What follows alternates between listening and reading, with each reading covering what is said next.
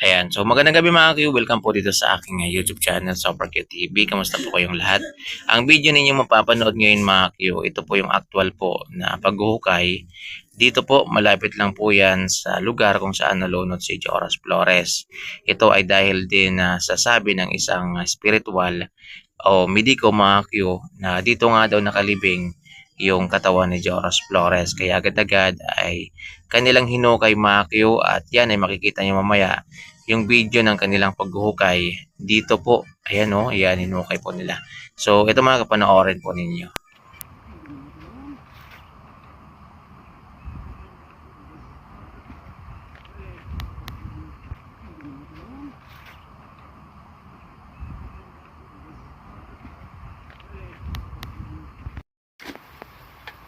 Buko lang maghanap ako.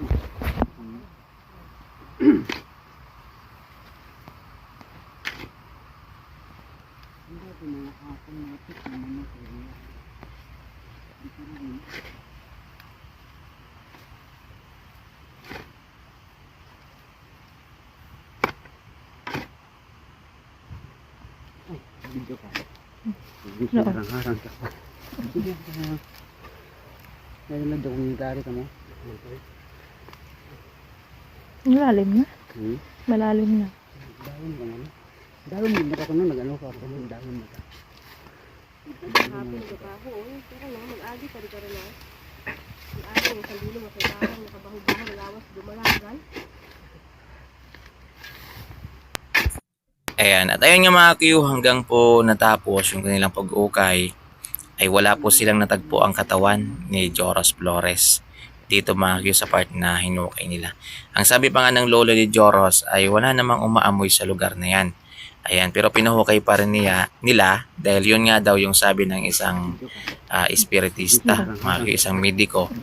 Yan, nandyan daw talaga yung katawan ni Joras Flores. Pero ayan, hanggang matapos yung kanilang paghuhukay ay wala po silang natagpuan katawan ni Joras Flores. Mga Q, ngayon po yung day 22 na. Pero yung paghuhukay na yan mga Q ay nung ano pa yan, February 18. Ayan, so ngayon lang tayo nagkaroon ng video mga Q.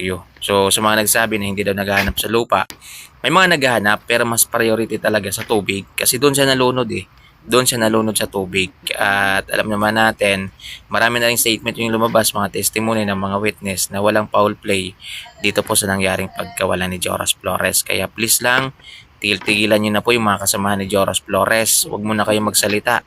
Yan, hindi pa tapos yung investigasyon at may mga nagsabi na rin na wala ngang foul play kahit yung Banga PNP Police Station ay naglabas na ng statement na walang foul play dito po sa pagkawalan ni Joras Flores. Kaya tigil-tigilan nyo na yung mga kabataan kasi hindi nyo alam yung trauma na nararanasan nila ngayon. Baka nga hindi na yan sila makatulog dahil sa sobrang daming nababasa nilang hindi maganda mga Q. So mga Q, maraming salamat po. God bless po sa inyo. Ingat po kayo mga Q.